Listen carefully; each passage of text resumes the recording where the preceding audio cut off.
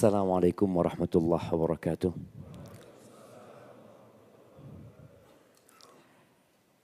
Alhamdulillah alladzi radda ilayna arwahana wa afana fi ajsadina wa adhina lana bidzikrihi. Di antara doa yang dibaca Nabi alaihi salatu wassalam ketika beliau bangun dari tidurnya, beliau itu mengatakan alhamdulillah alladzi radda ilayya ruhi wa afani fi jasadi wa adhina li bidzikri. Beliau mengatakan alhamdulillah. Kita tidak boleh hidup tanpa alhamdulillah. Nggak sah orang hidup itu di muka bumi kalau dia tidak menyebutkan alhamdulillah.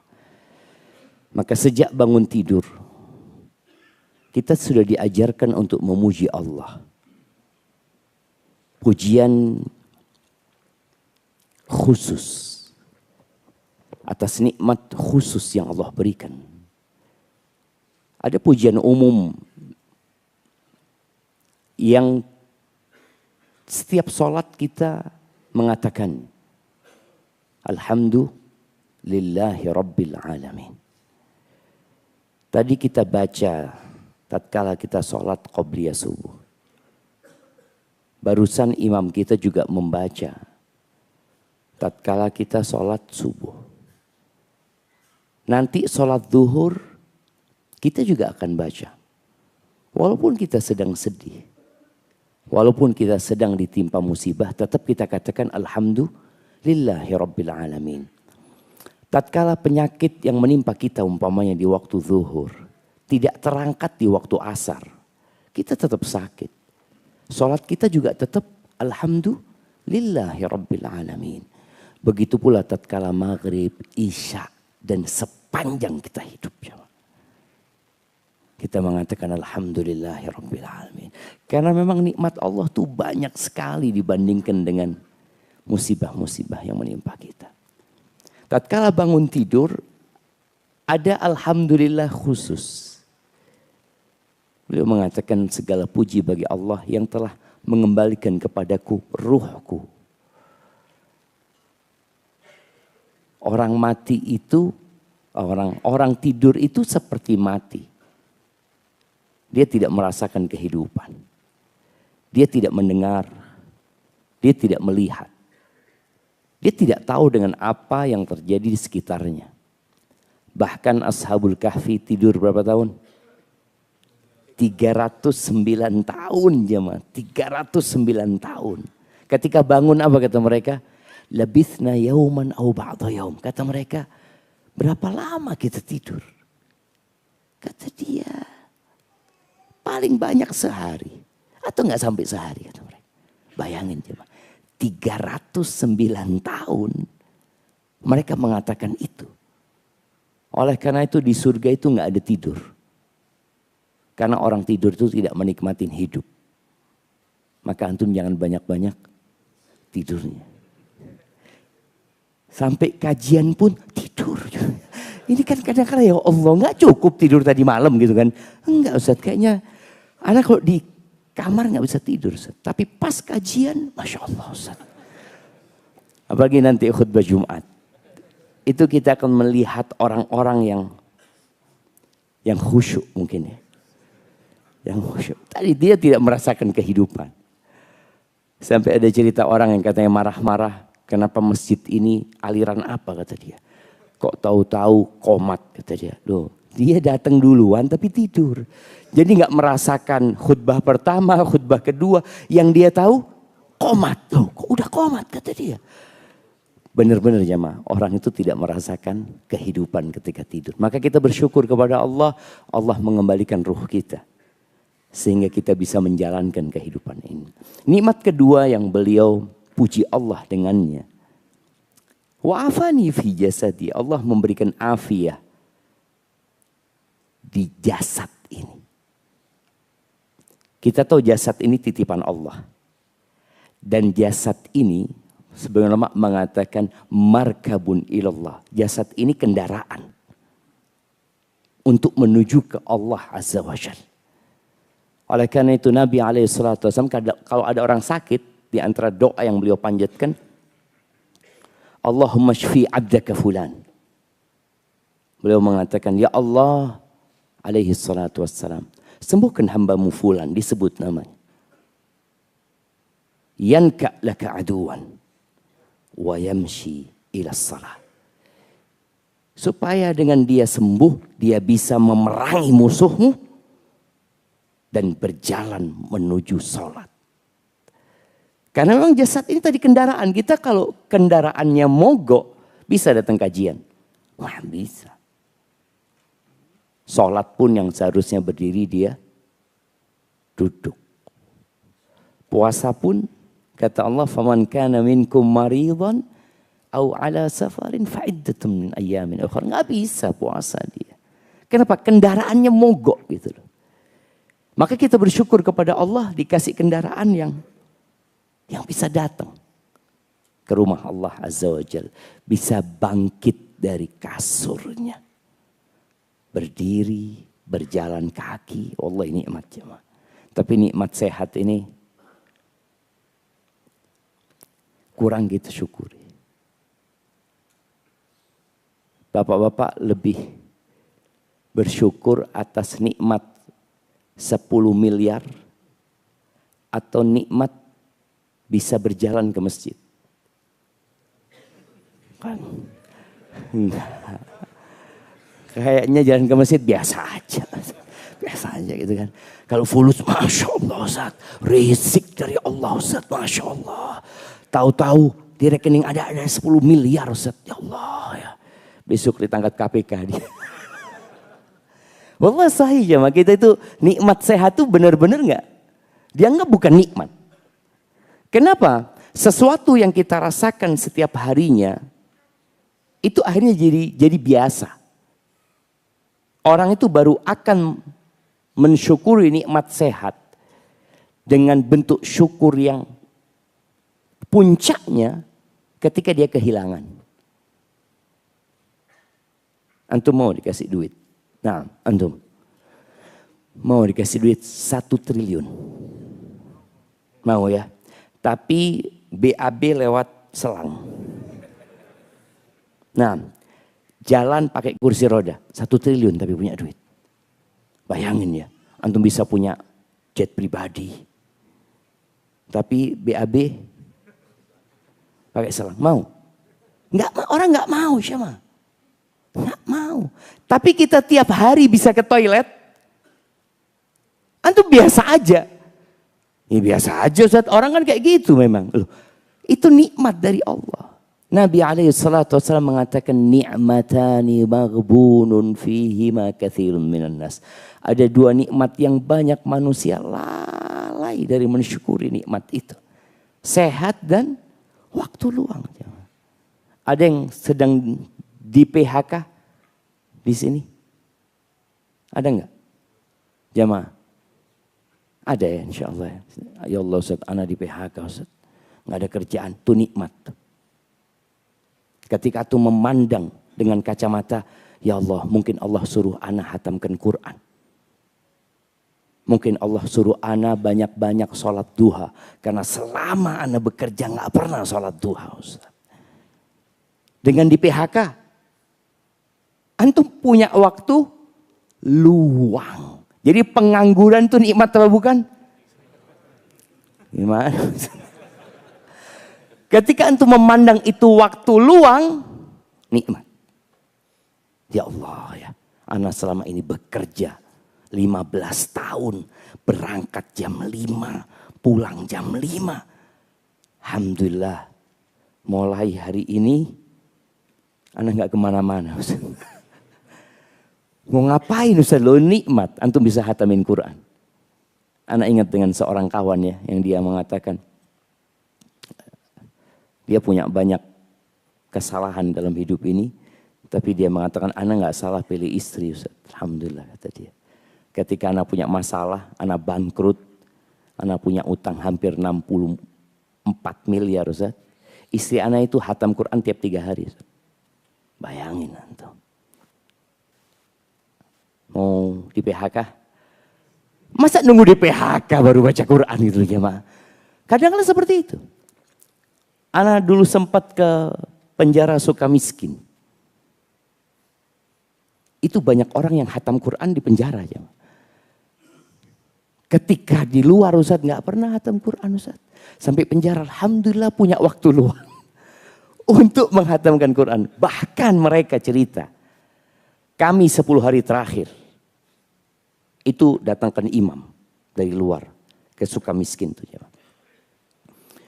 Dia katakan alhamdulillah 10 hari terakhir Ustaz, kita sholat tiap malam 4 juz Ustaz.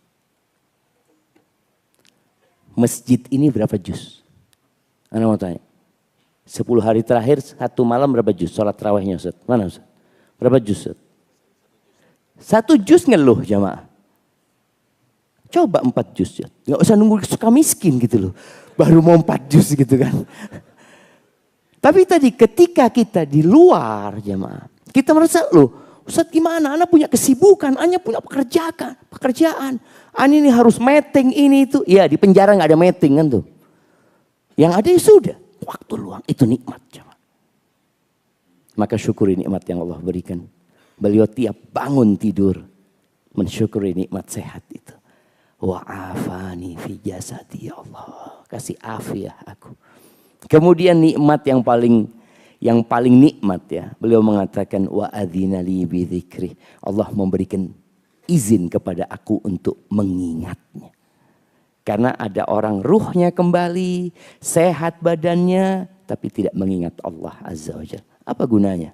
Binatang kadang-kala lebih baik dari sebagian manusia. Taib Allahumma salli wa sallim ala abdika wa rasulika.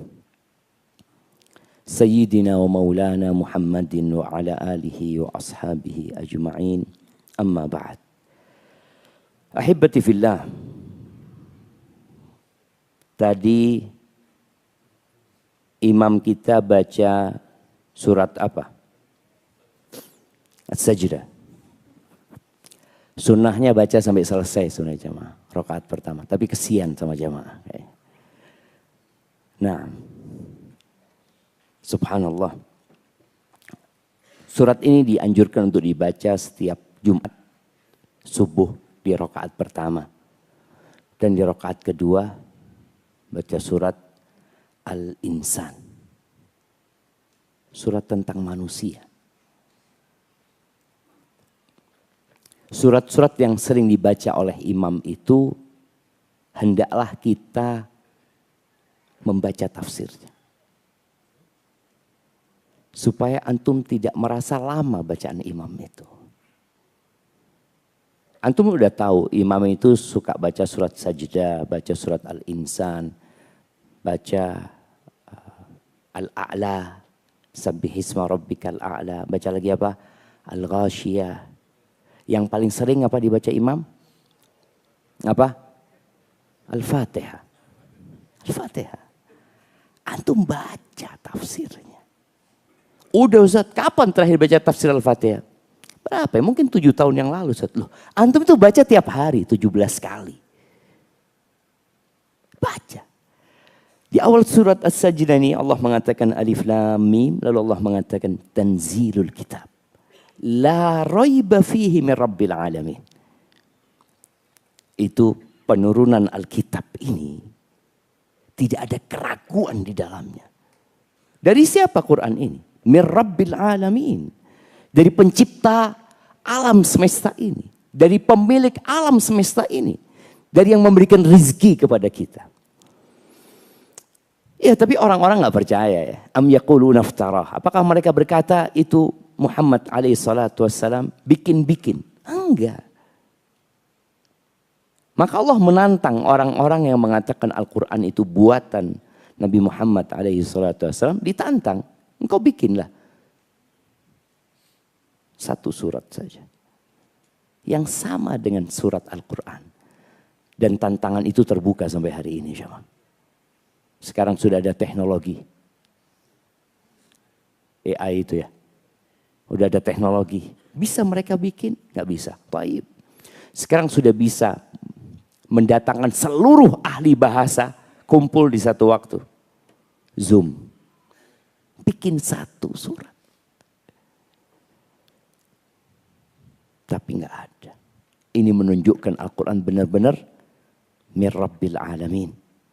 Quran itu bukan buatan manusia. Quran itu firman Allah Azza wa Jalla. Tapi di antara firman Allah yang akan kita bahas pagi ini, berkaitan dengan kehidupan kita, ada dua sebenarnya. Sama-sama di surat Al-Baqarah. Yang pertama di ayat 45 dan 46 ya. Allah Azza wa Jalla mengatakan, wasta'inu bis-sabri was-salah. Kalian minta tolonglah dengan sabar dan sholat. Artinya dengan melakukan tindakan yang namanya sabar dan dengan mendirikan sholat. Hidup ini masalah. Siapa yang tidak punya masalah? Orang mati pun menghadapi masalah terbesar. Karena kematian itu Nabi SAW menamakannya hadimul ladzat. Pemutus, penghancur semua kelezatan. Orang lupa dengan semua kelezatan tatkala kematian itu tiba. Semua punya masalah. Bagaimana menghadapi masalah-masalah itu? Masalah itu ada yang besar, ada yang kecil. Masalah itu ada yang di tubuh kita. Anda punya masalah di fisik Anda. Istri Anda nggak tahu. Anda tahu masalah itu. Anda merasakannya. Tapi apa setiap masalah yang kita hadapin kita harus cerita?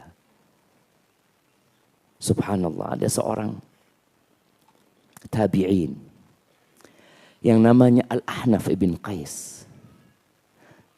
Dia cerita di akhir hayatnya, mataku yang satu ini udah gak bisa ngelihat sejak 40 tahun yang lalu tadi. Tapi aku gak pernah cerita sama orang. Kok bisa ya? Ya dia di sini minta tolong dengan sabar.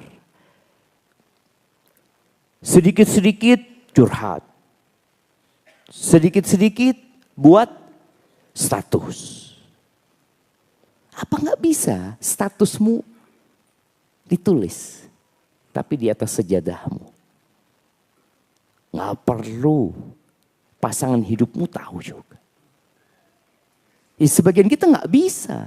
Karena dia gak kenal sama Allah Azza wa Jalla. Atau dia kenal tapi tidak mendalam.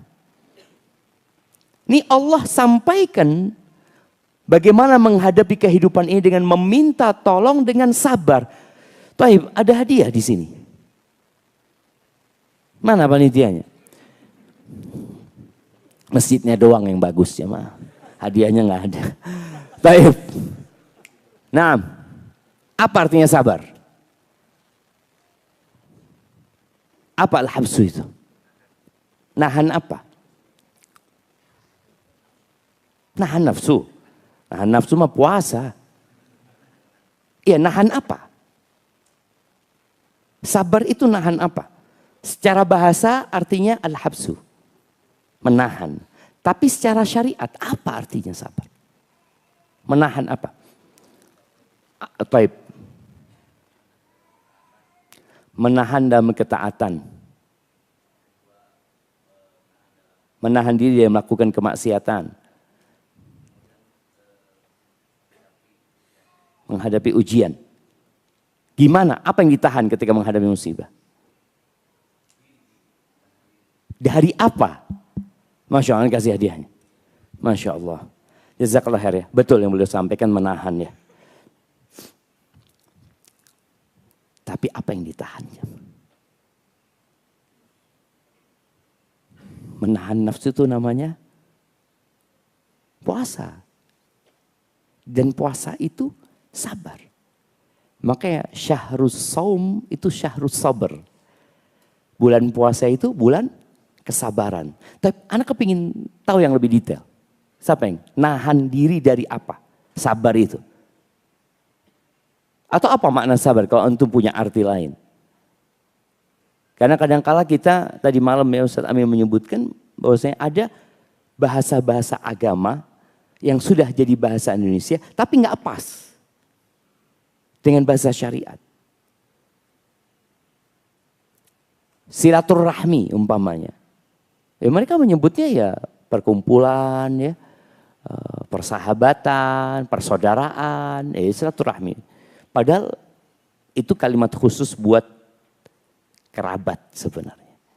Fitnah tadi malam yang disebutkan, ternyata punya makna lain ya.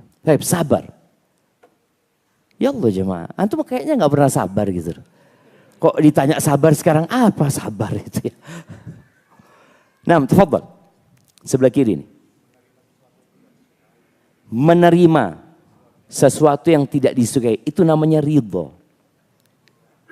Nah, tadi kita udah kasih kata kunci ya. Sabar itu menahan, bukan menerima. Kalau sudah menerima itu namanya ridho. Jadi tingkatan menghadapi musibah itu yang paling wajib itu, bukan yang paling wajib ya, yang wajib. Ada yang haram. Yang haram itu namanya jaza, marah ya. Tingkatan di atas jaza ini yang wajib sabar. Di atasnya sabar ada namanya ridho tadi disebutkan. Di atasnya ridho ada lagi namanya syukur. Syukur atas musibah. Bayangin ada orang bersyukur atas musibah. Iya ada. Baik, sabar itu apa? Kalau sudah tadi katakan menerima, enggak. Dia belum menerima. Nah.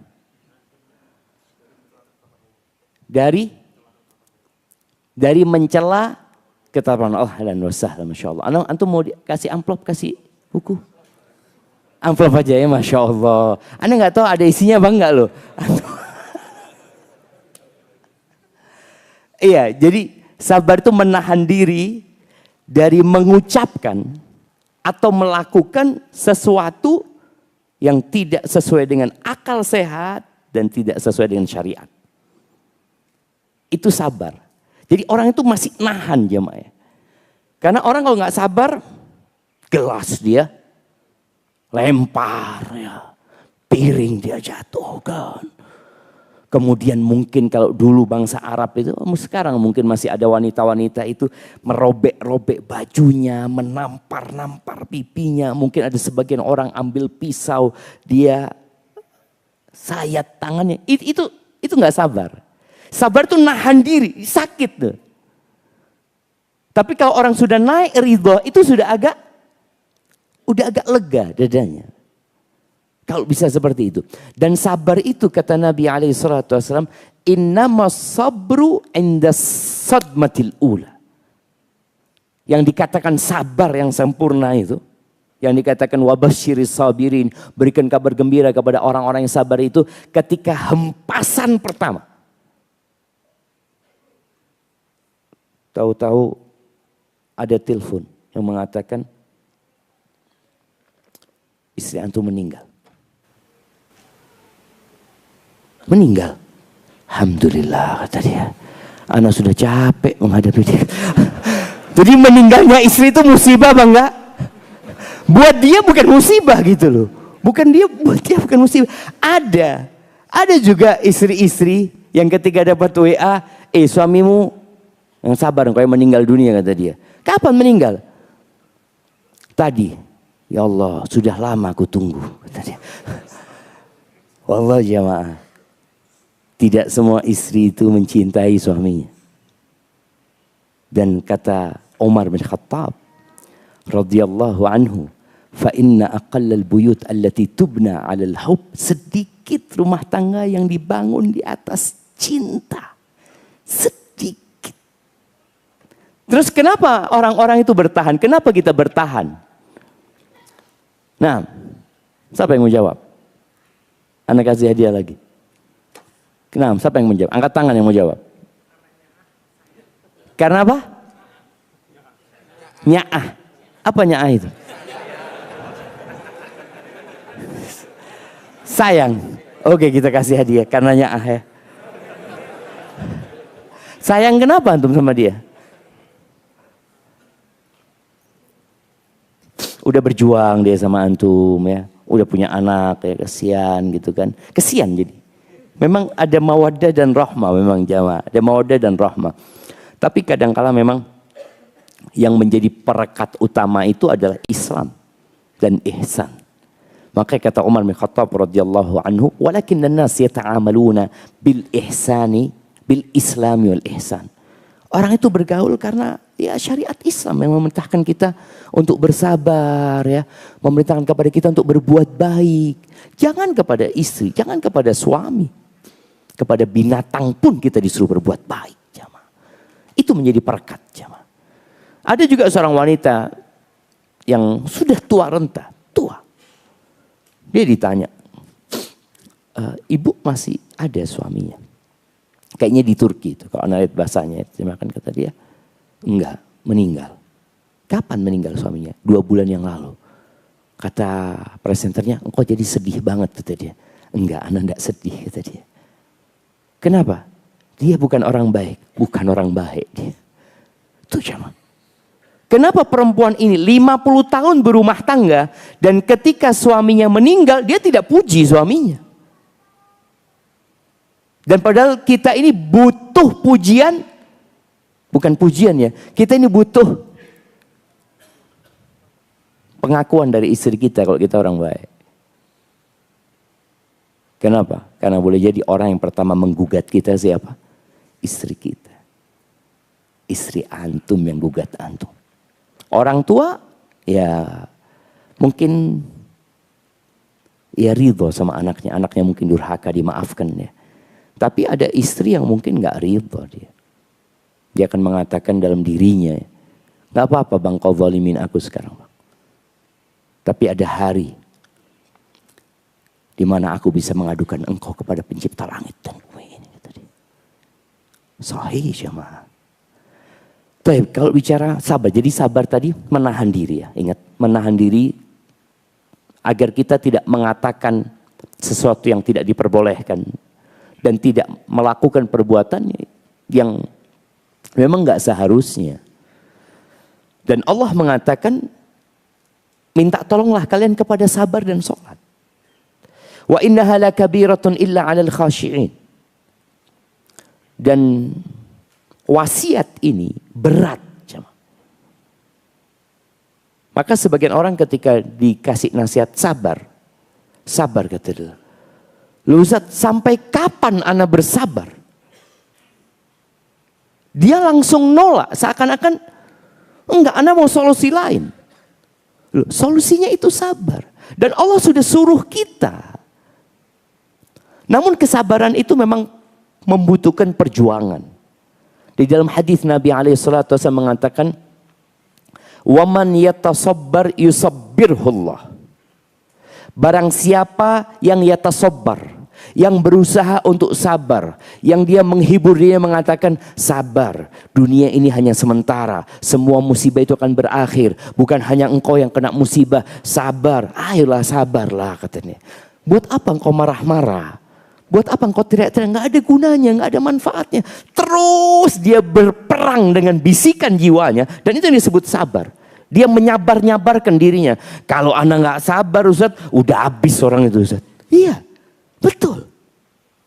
Makanya ketika seorang berpuasa di bulan sabar itu, lalu ada yang menantang dia, ngajak berantem dia, nyakitin dia, apa yang harus dia katakan kepada dirinya? Ini shaim, aku puasa, nanti habis tarawih ketemu ya. Enggak kayak gitu dia jawab. Dia berusaha untuk nahan diri. Waman yatasabbar yusabbirhullah. Terakhir Allah kasih hadiah buat dia. Dia jadi orang penyabar. Dan Allah yang membuat dia minas sabirin. Ada usaha dari kita jamaah. Kemudian wa ma u'tiya ahadun ata'an khairan wa awsa minas sabr. Tidaklah seorang hamba diberi karunia apa ya, atau ini pemberian Allah SWT yang lebih baik dan lebih luas daripada kesabaran. Jadi sabar itu juga karunia dari Allah SWT. Kenapa kok sabar itu jadi karunia yang terbaik dan terbesar? Karena semuanya membutuhkan kesabaran. Antum duduk di sini butuh sabar nggak? Jangan duduknya, berangkat dari rumahnya. Kadang-kala antum lihat flyer, Ya Allah, kenapa kajiannya habis subuh ya Allah. Jadi sudah dalam hati. Astagfirullahaladzim, ya berangkatlah. Disabar-sabarin.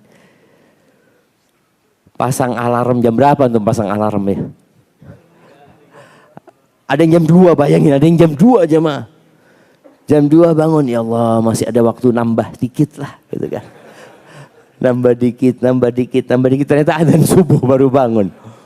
Iya, membutuhkan kesabaran. Artinya antum datang kajian, tadi sabar melakukan ketaatan, sabar menjauhi kemaksiatan, dan sabar menghadapi musibah.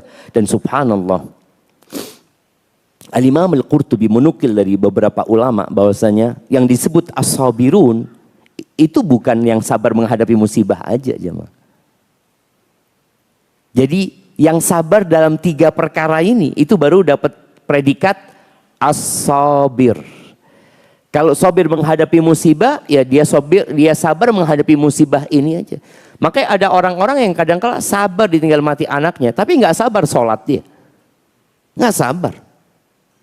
Ada orang-orang yang sabar ketika kakinya harus diamputasi atau dia harus operasi karena dia naik sepeda, ya, kemudian jatuh. Sabar dia, sudah. Tapi ke masjid sulit kakinya untuk melangkah, nggak sabar dia. Hari ini hari Jumat, antum akan melihat orang-orang yang sabar menghadapi musibah, tapi kadangkala sholat Jumat nggak sabar. Dia berdiri di saf terakhir melihat imamnya. Karena datang telat nggak ada tempat kan, biasanya nunggu orang-orang berdiri nanti. Sambil dia sabar berdiri itu jemaah. Subhanallah. Tapi nggak sabar untuk datang di awal waktu. Jadi bicara sabar itu, sabar dalam 3 perkara tadi. Ya makanya tidak ada pemberian Allah yang lebih luas daripada kesabaran. Ketika orang menghadapi sesuatu yang berat, bagaimana para sahabat menghadapi musuh-musuh, doa mereka, Rabbana afrigh alaina sabra. Ya Allah, tuangkan buat kami kesabaran. Tuangkan ya Allah. Jadi penuhin hati kami dengan kesabaran. Kenapa? Ya kita harus menghadapi hal-hal yang menakutkan, hal-hal yang tidak menyenangkan. Dan subhanallah, Nabi SAW itu kadang-kala menyenandungkan ada satu potongan bait syair. Beliau bukan penyair. Beliau menyenandungkan bait syair yang bunyinya, wa ya'tika bil akhbari man lam tuzawwadi. Sebelum itu, bait itu mengatakan satubdi lakal ayyamu ma kunta jahilan. Hari-hari ini akan menyingkap sesuatu yang kau nggak tahu sebelumnya. Dan akan datang dengan berita-berita yang engkau tidak punya kesiapan menerimanya. Nggak siap menerimanya. Akan datang loh jemaah. Kenapa? Inilah kehidupan. Kita akan, tadi Anda sampaikan, tahu-tahu antum dapat surat di PHK. Antum nggak kebayang akan di PHK. Orang itu ketika bekerja dia berharap sampai pensiun. Nggak ada dalam berita dia, mungkin kayaknya anak di PHK Ustaz. Kira-kira kapan? Ya 2-3 tahun lagi, nggak ada. Atau mungkin ketika memang perusahaan sudah kolab dan akan mengurangi pekerjanya, oh dia mulai mempersiapkan diri. Boleh jadi anak termasuk yang akan di PHK. Ketika COVID ya maaf, anak itu mengisi kajian online di perusahaan di Kalimantan itu. Selama 3 bulan kalau nggak salah ya. Tiap bulan ngisi. Karena mereka mengatakan Ustaz, ini akan ada pengurangan 60.000 karyawan. Ustaz. Kata mereka, kita perlu persiapkan hati mereka. Ustaz. Persiapan dengan apa? Dengan kajian. Tapi kan mereka udah dapat kabar. Kemungkinan 3 bulan lagi akan ada 60.000 karyawan yang di PHK. Bayangin ya, bagaimana mereka, apa dia, kayaknya bukan kayaknya dia yang di PHK. Ini bukan 2 orang antara satu sama satunya, ini antara 60.000 orang yang akan di PHK. Subhanallah. Baik, Allah suruh kita meminta tolong dengan kesabaran. Wassalah, dan sholat. Wasiat ini adalah sesuatu hal yang berat jemaah. Kecuali buat orang-orang yang khusyuk. Khusyuk ini Sebagian penafsir mengatakan berat itu sholat yang berat. Sebenarnya enggak, wasiat ini berat. Dua-duanya, sabar dan sholat itu berat. Kecuali buat orang-orang yang khusyuk, yang tunduk. Siapa yang disebut orang yang khusyuk? Di ayat selanjutnya Allah sebutkan, alladzina yadhunnuna annahum mulaqu rabbihim wa annahum ilaihi raji'un. Mereka adalah orang-orang yang yakin akan berjumpa dengan Tuhan mereka. Yakin. Keyakinan ini yang membuat berat jadi ringan. Pahit jadi manis. Jauh jadi dekat. Keyakinan. Aku akan berjumpa sama Allah gitu loh. Aku gak lama hidup di dunia ini. Dan mereka yakin akan kembali kepada Allah Azza wa Jalla. Ini tadi ayat yang pertama di Al-Baqarah ya. Di ayat yang kedua itu di surat Al-Baqarah juga. Di ayat 153 sampai 157 insya Allah. Nah. Tapi di ayat itu Allah memanggil orang-orang yang beriman. Jadi bayangin di satu surat ya. Kalau antum hatam Al-Baqarah. Antum dapat 2 wasiat ini. Di ayat yang kedua Allah mengatakan. Ya ayyuhalladzina amanu sta'inu bis sabri was salah. Innallaha ma'as sabirin. Wahai orang-orang yang beriman, panggilan untuk yang beriman. Baik, Anda mau tanya, berapa kali Allah memanggil orang-orang beriman dalam Al-Quran? 84, 83. Nggak yakin antum. Yakinnya 83. Kurang. Kurang juga sebenarnya. Nah, siapa yang menjawab? 89, Masya Allah. Mau ini apa amplop? Mau yang mana? Kasih pilihan Ustadznya ini. Masya Allah, kasihkan dua-duanya. Nah, 89 kali. Jadi 90 kurang 1. Itu panggilan khusus buat orang-orang beriman. Dan orang beriman ini masih dipanggil lagi dengan manusia. Ya ayyuhan nas. Masuk orang beriman di sana. Ya ayyuhal insan. Masuk lagi. Orang beriman di situ. Ketika ada panggilan ya ayyuhalladzina amanu. Tolong antum jangan. Apa bahasanya sekarang kalau orang bikin konten. Jangan skip ya. Ya jangan skip. Jangan skip. Ketika lewat itu jangan skip. Antum berhenti dulu lah. Antum buka terjemahannya. Karena insya Allah antum tahu ya ayyuhalladzina amanu itu panggilan sudah. Ada 89 kali. Jadi kalau antum hatam Al-Quran berarti insya Allah antum sudah mengkaji 89 panggilan itu. Berhenti antum baca terjemahannya. Apa sih yang Allah akan berikan kepada anda dengan panggilan ini? Karena jamaah banyak orang-orang kehilangan bonus. Kehilangan manfaat. Kehilangan ya hal-hal yang menguntungkan dia karena dia nggak dengerin panggilan. Di perusahaan kadang-kala ada pengumuman gitu ya. Ada pengumuman di kampus juga anak-anak yang kuliah, banyak mahasiswa yang nggak baca pengumuman, tahu-tahu KKN ditutup. Ya Allah, anak nggak tahu loh. Gimana sih? Kok antum nggak tahu? Kan udah diumumkan. Kapan diumumkan? Ya udah berapa kali diumumkan. Tapi ketika pengumuman itu disampaikan, antum main handphone. Sibuk dengan handphone antum. Jadi gak dengar pengumuman itu. Abdullah bin Mas'ud mengatakan, idza sami'ta ya ayyuhalladzina amanu fa'ar'iha sam'ak. Kalau engkau dengar ya ayyuhalladzina amanu, pasang kupingmu itu. Pasang. Telingamu itu, pendengaranmu engkau pasang. Kenapa? Orang yang sedang sibuk dengan handphonenya nggak dengar jemaah. Makanya kenapa sebagian istri itu ngeluh? Atau sebagian suami mengeluhkan istrinya. Aku panggil istriku nggak dengar Ustaz. Memang tadi ketika dia sibuk membaca sesuatu, dipanggil, nggak dengar jemaah. Maka tinggalkan semua aktivitas. Antum dengarkan ya ayyuhalladzina amanu. Di situ kata Abdullah bin Mas'ud, ada kebaikan yang sedang Allah hendak sampaikan kepada engkau. Atau ada keburukan yang Allah ingin peringatkan dirimu agar tidak sampai terkena keburukannya. Di sini Allah memanggil orang-orang berista'inu bis sabri was salah. Sejatinya kita itu minta tolong sama Allah, jemaah. Setiap sholat kita mengatakan iyyaka na'bud wa iyyaka nasta'in. Kepadamu kami beribadah dan hanya kepadamu kami meminta pertolongan. Allah kasih arahan.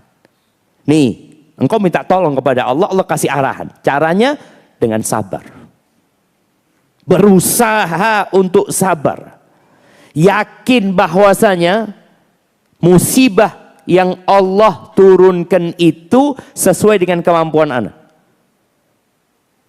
Kalau Anda nggak mampu, nggak mungkin akan menimpa. Ketika orang yakin dengan itu, dia akan sabar, jemaah. Wassalah, salat. Tetap dengan salat. Nabi SAW, idza hazabahu amrun fazi'a ila salat. Beliau kalau dirudung permasalahan, beliau larikan kemana? Salat. Salat itu tempat untuk minta pertolongan sama Allah. Jadi kadangkala ada orang yang punya musibah, punya masalah. Larinya kemana, jemaah? Di negeri kita ini ada tempat pelarian buat orang-orang yang suntuk, ya, yang galau. Kemana? Di mana, jemaah? Pegunungan. Psikolog. Mana lagi? Dukun. Mana lagi, jemaah? Karaoke. Antum tahu? Orang-orang di tempat karaoke itu ingin apa? Aduh, untuk menghilangkan kepenatan. Aduh, ini itu. Dia punya ruangan khusus untuk mengekspresikan, mengungkapkan isi hatinya. Nyanyi terus. Dia pikir selesai urusannya. Nggak selesai. Tempat untuk mengungkapkan isi hatimu itu sholat. Sholat. Maka kita perlu mengajarkan hal ini. Cuma orang-orang yang ke karaoke itu nggak datang kajian. Gimana tugas antum sekarang? Bisa antum bikin selebaran kecil lah. Yang isinya ayat ini.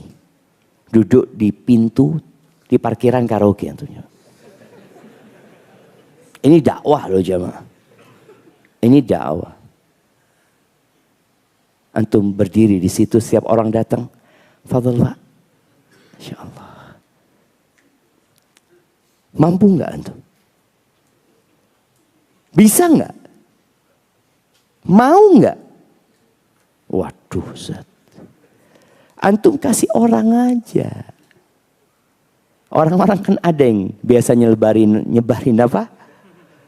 Brosur-brosur. Antum kasih fulus, jangan kasih fulus. Antum berdiri di sana, setiap orang masuk tempat karaoke kasih ini. Ya kasih iklan dikit lah, apa? Bawahnya ya ayyuhalladzina amanu ista'inu bis sabri was salah innallaha ma'as sabirin. Seperti itu. Semoga ketika dia baca itu nggak jadi masuk ya. Antum ditegur sama satpamnya. Kenapa setiap orang masuk sini kok nggak jadi? Dilihat sama satpamnya, Allah Akbar. Iya, mau resign juga kata dia mungkin. Kita ini kadangkala punya potensi berdakwah, tapi kita tidak lakukan itu. Nabi SAW mengatakan, balighu anni walau ayat, sampaikan dari aku walaupun satu ayat. Apa nggak bisa antum sampaikan ini? Walaupun antum cari tempat-tempat orang yang punya masalah, antum bawa itu ke pengadilan. Orang yang sedang sidang, ketahanan, orang yang sedang tidak tahu apa yang harus dia lakukan, antum kasih, fadhal. Fadhal. Jamaah, kita punya waktu yang sempit dalam kehidupan dunia ini. Bagaimana antum bisa beramal? Salat. Nabi kalau punya masalah salat. Abdullah bin Abbas itu pernah dalam perjalanan dari Madinah ke Mekah mungkin ya. Dalam safar beliau dapat berita kematian saudaranya. Qutham kalau nggak salah. Atau putrinya disebutkan dalam riwayat itu. Beliau mengungkapkan ucapan kesedihan beliau ya. Beliau ya tentunya mengatakan innalillahi wa inna ilaihi rajiun. Beliau turun dari kendaraannya. Beliau minggir di jalan itu. Kemudian beliau sholat. Allahu Akbar. Sambil beliau membaca ketika jalan itu.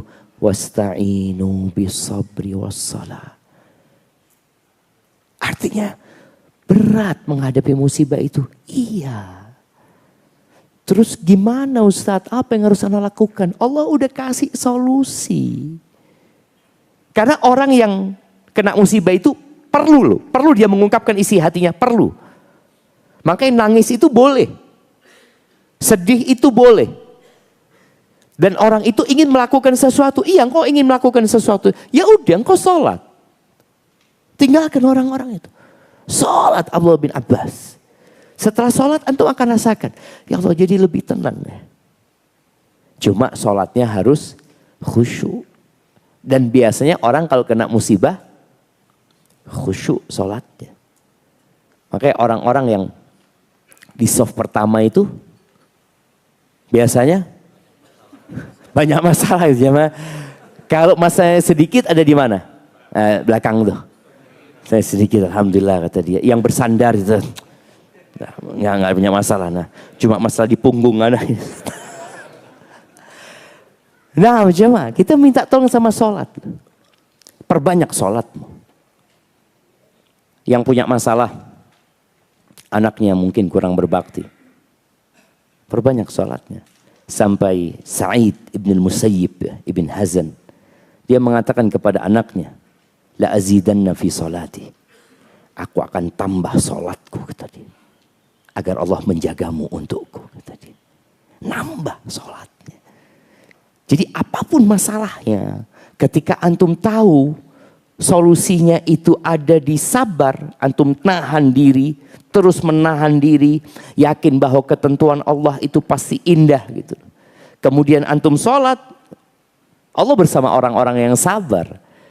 Lalu Allah di ayat selanjutnya mengatakan, wala taqulu liman yuqtalu fi sabilillahi amwat. Tuh, sebagian sahabat keluarganya meninggal dunia, tewas di medan perang. Jangan kalian berkata orang-orang yang terbunuh di jalan Allah itu mati. Enggak. Bal ahya, mereka hidup. Memang jasad mereka mati, tapi mereka hidup di tempat yang lainnya. Walakin la tash'urun, cuma kalian tidak merasakan hal itu. Ketika selesai perang Uhud, ada seorang wanita yang disebutkan kerabatnya banyak meninggal dunia, suaminya, anaknya, saudaranya, ya.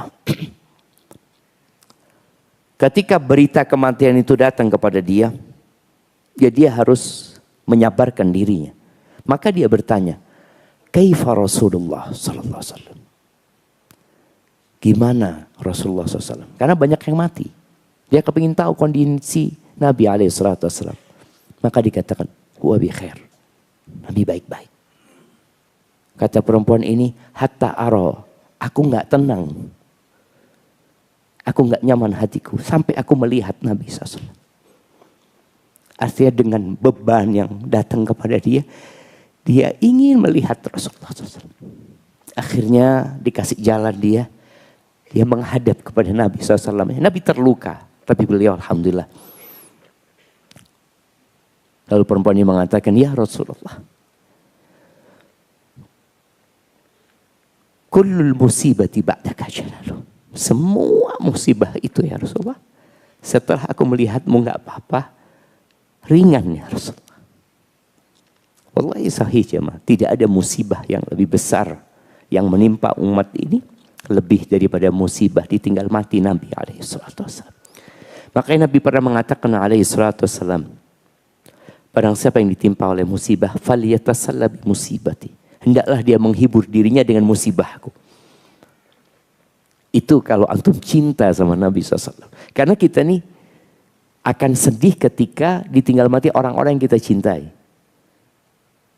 Dan kata Nabi SAW, la yu'minu ahadukum, gak beriman loh seseorang di antara kalian. Hatta akuna ahabba ilaihi min malihi wa waladihi wa nasi ajmain. Min walidihi wa waladihi wa nasi ajmain. Tidak beriman seseorang di antara kalian sampai dia menjadikan aku lebih dia cintai daripada orang tuanya, daripada anak-anaknya, dan daripada seluruh umat manusia.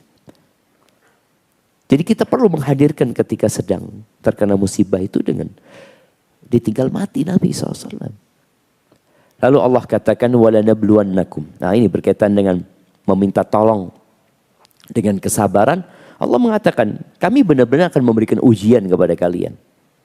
Ini sebuah kepastian dan keniscayaan yang gak mungkin kita keluar dari masalah. Kami benar-benar akan memberikan bala kepada kalian. Bentuknya apa? Bisyai'in minal khauf. Sedikit rasa takut. Kita punya rasa takut. Takut sakit. Kenapa banyak orang ketika makan sekarang menghindari jeroan? Kenapa? Takut. Ada rasa takut. Padahal makanannya enak ya dia, aduh, takut. Takut penyakit, ya, takut kemiskinan, takut bang. Kenapa antum lihat yang namanya asuransi itu laris ya, Ma? Kenapa? Takut. Ketakutan inilah yang membuat orang akhirnya asuransi. Kalau asuransinya haram, berarti dia nggak takut sama neraka. Dia takut terluka tubuhnya. Dia takut baret mobilnya. Tapi dia nggak takut tubuhnya dibakar di neraka. Seharusnya takut kepada neraka itu juga harus kita tumbuhkan di diri kita. Tapi rasa takut ya. Lapar. Walju. Wanaksin minal amwal. Kekurangan harta. Antum merasakan dagang ini itu. Ya Allah Ustaz sekarang penghasilan menurun. Kondisi ekonomi Indonesia sedang tidak baik-baik saja. Nah, kekurangan harta. Anak ini piara domba jemaah. Anak piara domba. Ya ada sepupu yang piara. Suatu hari dia datang kepada anak. Ustaz, anak minta maaf Ustaz. Kata dia. Kenapa? Anak gak cerita sama Ustaz katanya. Cerita apa kata dia? Ya domba-domba yang mati itu anak gak cerita sama Ustaz. Supaya gak sedih Ustaz. Ya betul lah ngomong kayak gitu saudara. Betul. Daripada kita sedih jemaah ya udahlah. Nanti terakhir kita lihat ada untungnya apa enggak gitu. Kalau setiap mati laporan. Ustaz hari ini dombanya 2 mati. Ya Allah. Besok Ustaz anaknya lahir prematur Ustaz. Kemudian meninggal dunia. Ya Allah sudah gak usah sudah. Gak usah cerita. Iya Allah akan kasih ujian kekurangan harta. Ada jemaah. Kekurangan harta itu. Antum pulang dari sini, tahu-tahu sandalnya hilang. Ya Allah, mana masih ada aja yang ambil sandal itu. Itu ujian dari Allah. Motornya hilang, mungkin. Mungkin nggak motor antum hilang? Datang, ya Allah, kok motor ana yang hilang, bukan ini. Kenapa antum ngatur takdir Allah itu jemaah?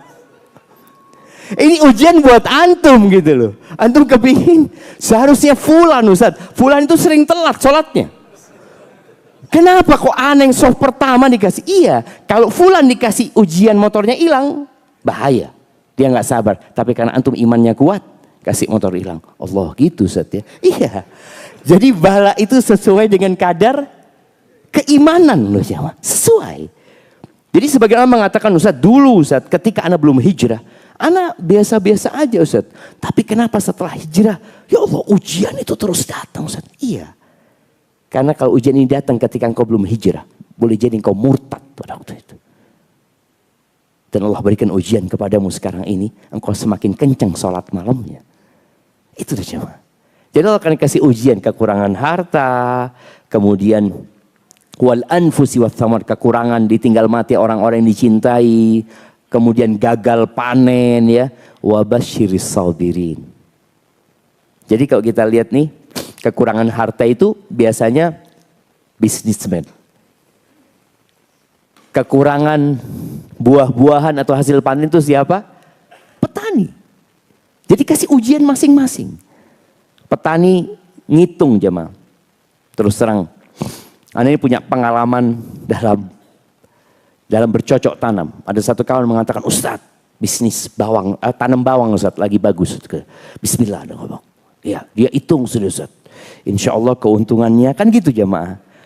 Bisnis planningnya kan kayak gitu kan. Bismillah, yuk tanam, taruh uang. Anak ingat, anak taruh uang 100 juta jamaah. Sewa lahan apa tanam, panen tinggal 48 juta. Mana bisnis planningnya itu ya? Sama ini kok nggak nyambung gitu jamaah. Wa basyiris sabirin ya. Berikan kabar gembira kepada orang-orang yang sabar. Udah harus sabar. Katakan, siapa orang-orang yang bersabar? Alladzina idza asabathum musibah, mereka tatkala terkena musibah, apa yang dia katakan? Inna lillahi wa inna ilaihi raji'un. Inna lillahi wa inna ilaihi raji'un. Ujian itu nyata jamaah. Ingat tadi uang Anda tinggal berapa? 100 juta tinggal berapa? 48 juta. Akhirnya Anda ngomong sama kakak, udahlah kita kayaknya nggak usah nanam lagi kata dia. Sekarang kita jualan baja kata dia. Dia soalnya bisa pasang baja, jam baja ringan. Bismillah Ustaz. Anda ngomong sama kampus. Ini kayaknya lagi bangun mau pasang baja ringan kata. Gimana kalau teman Anda yang masang? Iya Ustaz, nggak apa-apa Ustaz kata mereka. Bismillah sudah, hitung-hitungan selesai. Subhanallah, butuh uang 90 juta aja mah, kira-kira. Anda nggak punya duit, Anda tinggal itu duitnya. Sudah, subhanallah cuma. Anda pinjam sama abah Anda. Bah, pinjam fulus bah kata dia. Ada kata abah dikasih Anda. Kasih 50 juta sama abah, uang ini 48 juta. Supaya antum tahu cerita musibah itu datang silih berganti. Dan itu ujian dari Allah SWT. Dia cerita, Ustaz ada baja ringan murah Ustaz kata dia. Oke, bismillah sudah Anda ngomong. Dia ngambil dari kota lain jemaah, dikirim sudah. Bismillah. Telepon-teleponan sama orang itu, datang baja ringan tuh jemaah. Supirnya ngomong, kata bos nggak boleh diturunin sampai ditransfer. Oke, transfer kata dia. Dia transfer ke orang ketiga jemaah. Transfer, iya sudah ya, bismillah 48 juta ditransfer jemaah. Sudah, sisanya besok akan duit yang pinjam sama orang tua itu besok. Sudah transfer Pak. Telepon lagi sama bosnya, supirnya. Belum kata bos, kata dia. Tunggu, Anda telepon lagi. Telepon lagi, mati handphonenya sudah jangan. Wa basyiris sabirin. Jadi uang yang dari bertani, bisnis, habis. Cuma Anda bersyukur sama Allah. Alhamdulillah yang pinjam sama orang tua belum dikasih, Anda kembalikan ke orang tua, alhamdulillah nggak jadi bisnisnya. Wa basyiris sabirin. Berikan kabar gembira kepada orang-orang yang sabar. Katakan innalillah. Kami ini milik Allah, kita ini semua milik Allah Azza wa Jal. Wa inna ilaihi raji'un. Sandal kita, kaki kita, perut kita, tangan kita, semua harta kita, anak-anak kita, orang tua kita milik Allah SWT. Kita akan kembali kepada Allah Azza wa Jal. Dan kalau antum bersabar, Allah akan kasih yang lebih baik daripada yang hilang. Bayangin ya, Allah akan kasih lebih baik daripada yang hilang. Bukan dikasih harta yang berlimpah ruah kemudian enggak. Apa kata Allah? Ulaika alaihim salawatu min rabbihim wa rahmah. Mereka akan mendapatkan salawat dari Allah dan akan mendapatkan rahmat. Ulaika alaihi salawatu min rabbihim wa rahmah, kasih sayang dari Allah Subhanahu wa taala, dan kasih sayang Allah itu lebih baik dari dunia dan isinya. Wa ulaika humul muhtadun, dan mereka adalah orang-orang yang mendapatkan petunjuk. Jadi pastikan ketika antum dapat musibah, sabarkan diri antum. Ketika berat ini itu salat. Dan jangan lupa lisannya untuk mengatakan inna lillahi wa inna ilaihi raji'un. Ditambah satu lagi doa. Siapa yang hafal doanya? Doa kalau kena musibah. Nah.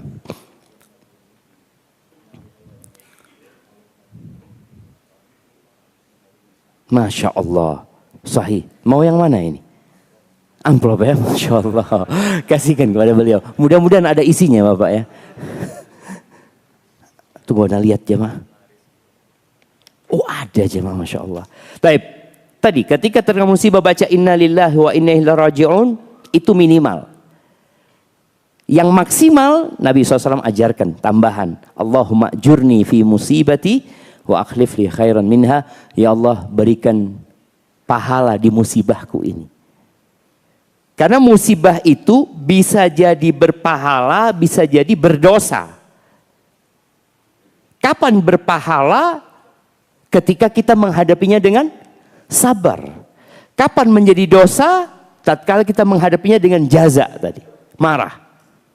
Jadi dia nggak menahan diri, dia marah, maka di situ jadi dosa. Apakah ketika dia marah musibahnya diangkat?